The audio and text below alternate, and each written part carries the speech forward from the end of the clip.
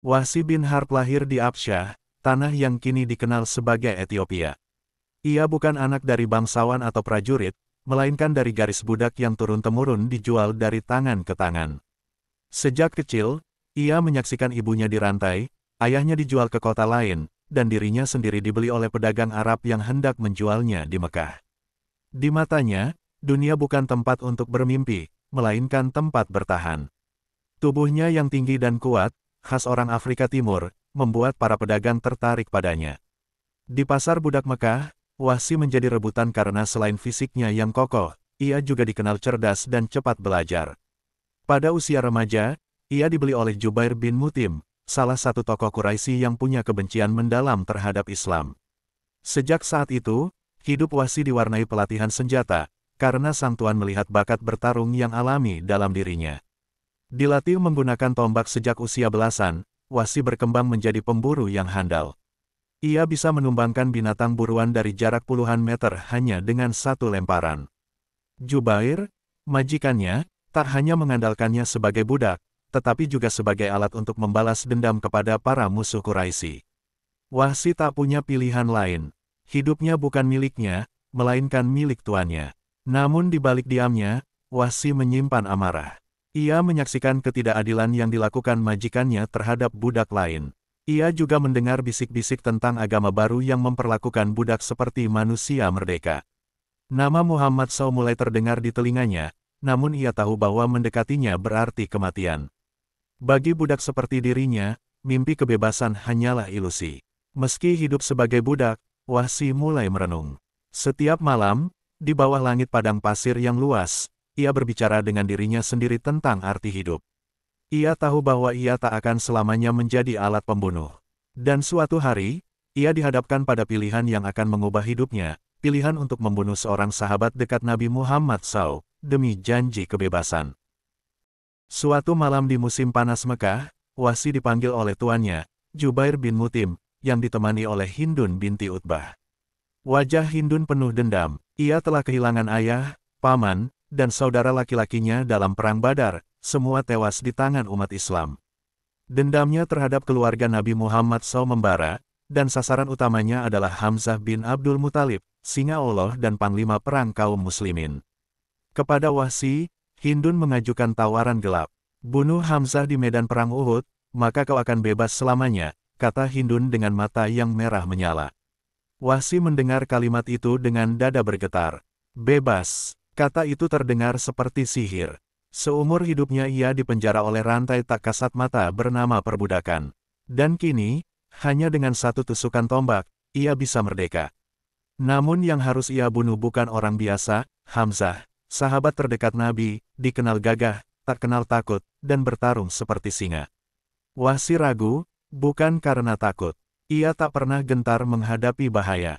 Tapi karena hatinya terasa berat membunuh orang yang tak mengenalnya, tak pernah menyakitinya, dan justru dikenal sebagai pembela kaum tertindas. Namun hasrat akan kebebasan menumpulkan moral. Ia menerima tawaran itu, dan mulai menyiapkan senjata yang akan mengubah hidupnya selamanya, sebilah tombak panjang yang ia asah sendiri selama berminggu-minggu. Tajam, lurus, dan mematikan dari jarak jauh. Hari Perang Uhud pun tiba. Pasukan Quraisy dan kaum muslimin saling bertemu di medan tandus utara Madinah. Wahsy tak bertempur seperti biasa. Ia bersembunyi di balik batu-batu, mengamati medan dari kejauhan, matanya hanya fokus pada satu sosok Hamzah.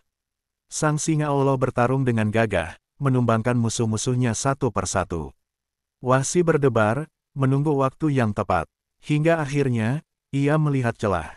Ketika Hamzah sedikit lengah usai menebas musuh, Wahsy melemparkan tombaknya. Tombak itu melesat seperti petir dan menancap tepat di bawah rusuk Hamzah, menembus hingga belakang. Sang pahlawan jatuh, darah mengalir deras. Wahsy terdiam, ia telah menunaikan janjinya, namun tak ada kemenangan di hatinya, hanya sunyi, hampa, dan perasaan bersalah yang mulai tumbuh diam-diam. Di seberang sana, Hindun berteriak histeris, memotong tubuh Hamzah dengan kejam, dan Wahsy hanya berdiri dalam diam. Ia bebas, ya, tapi jiwanya kini terpenjara oleh dosa yang besar. Setelah perang Uhud usai, Wahsy berjalan menjauh dari medan penuh darah.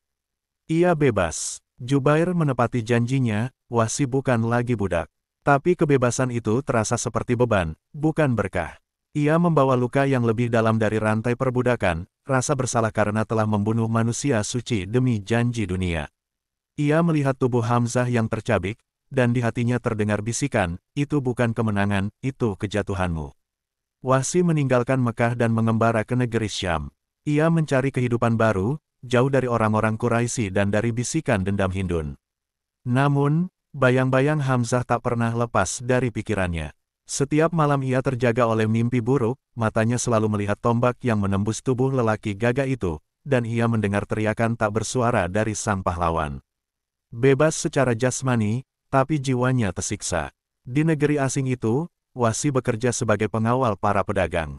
Keahlian tombaknya tak pernah pudar, tapi ia tak lagi menggunakannya untuk berburu manusia. Ia lebih banyak merenung, duduk sendiri di atas batu atau memandangi bintang-bintang. Dalam keheningan, ia mendengar kisah tentang Muhammad SAW yang memaafkan musuh-musuhnya. Tentang ajaran Islam yang adil bahkan kepada budak. Dan ia bertanya dalam hati, adakah pintu ampunan bagiku, si pembunuh Hamzah? Tahun-tahun berlalu, ketika akhirnya Mekah dibuka oleh Rasulullah SAW dan Islam menyebar ke segala penjuru, Wahsy merasa cemas. Ia tahu bahwa cepat atau lambat, namanya akan muncul. Dan benar, saat Nabi Muhammad SAW memasuki kota Mekah, beliau menyebut beberapa nama yang tak boleh dimaafkan, dan Wahsy termasuk di antaranya. Tapi justru dari situ, benih pertobatan mulai tumbuh. Wahsy sadar, ia tak bisa terus hidup dalam bayang-bayang dosa. Ia lalu memutuskan hal paling berani dalam hidupnya, kembali ke Madinah dan menghadap Nabi Muhammad SAW. Ia datang dengan wajah tertunduk, membawa tombaknya, bukan untuk membunuh, tapi menyerahkan senjata itu sebagai simbol penyesalan. Ia berkata, "Aku adalah Wahsy, pembunuh Hamzah. Jika Anda ingin membalas, maka hukumlah aku." Rasulullah memandangnya lama, lalu berkata pelan, "Aku tidak ingin melihat wajahmu." Kalimat itu menamparnya, bukan karena kebencian, tetapi karena luka yang dalam di hati Nabi. Wahsy diampuni, namun harus menjauh. Itulah harga ampunan. Setelah Rasulullah SAW memaafkannya dengan satu syarat, agar ia tidak menampakkan wajahnya lagi di hadapan beliau, Wahsy menjalani hidup yang baru, namun sunyi. Ia tinggal di pinggiran Madinah, jauh dari keramaian. Ia ikut salat bersama umat Islam, ikut berpuasa, ikut berjihad dalam hati. Tapi ia tidak pernah merasa layak duduk di majelis ilmu bersama para sahabat. Dalam hatinya, Hamzah selalu hadir.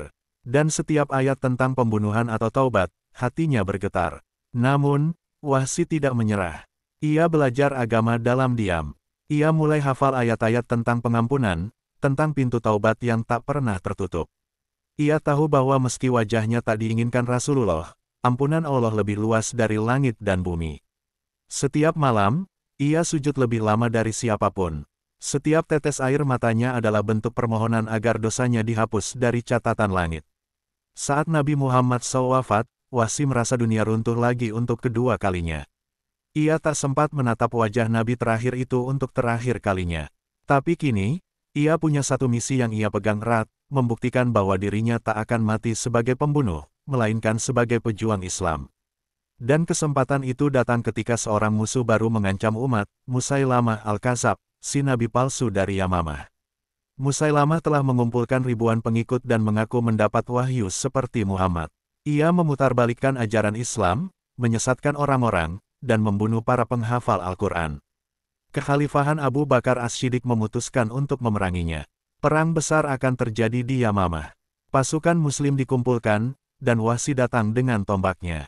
Untuk pertama kalinya sejak Uhud, ia membawa senjata itu bukan untuk membunuh demi kebebasan, tapi demi iman. Wahsy memohon izin ikut dalam perang itu. Ia ingin menebus dirinya. Ia berkata kepada para sahabat, "Sebagaimana aku telah membunuh orang terbaik di antara kalian, biarlah aku sekarang membunuh orang terburuk di antara kalian." Para sahabat terdiam. Mereka tahu sejarahnya, tapi mereka juga melihat tekad di matanya. Wahsy tak ingin mati dengan nama yang sama. Ia ingin dikenang bukan sebagai pembunuh Hamzah, tetapi sebagai penumbang Musailamah si pembohong. Langit Yamamah memerah oleh debu dan darah. Ribuan pasukan Muslim berbaris melawan pengikut Musailamah Al-Kadzab yang fanatik. Mereka bukan pasukan lemah, Musailamah telah menyatukan suku-suku kuat dari Bani Hanifah. Di antara pasukan Muslim, Wahsy berdiri membawa tombak panjangnya yang dahulu membunuh Hamzah. Kali ini, ia membawa senjata yang sama untuk menebus luka sejarah. Ia tak bicara banyak, hanya fokus pada satu hal, mencari wajah Musailamah di tengah ribuan kepala. Perang Yamamah menjadi salah satu perang paling brutal setelah wafatnya Nabi. Lebih dari 700 penghafal Al-Quran gugur. Musailamah membentengi diri di dalam taman besar yang kelak dikenal sebagai Hadikatul Maut, Taman Kematian. Para sahabat berjuang mati-matian menembus dinding pertahanan. Wahsy, dengan keahliannya yang dingin, bergerak menyusup seperti hantu.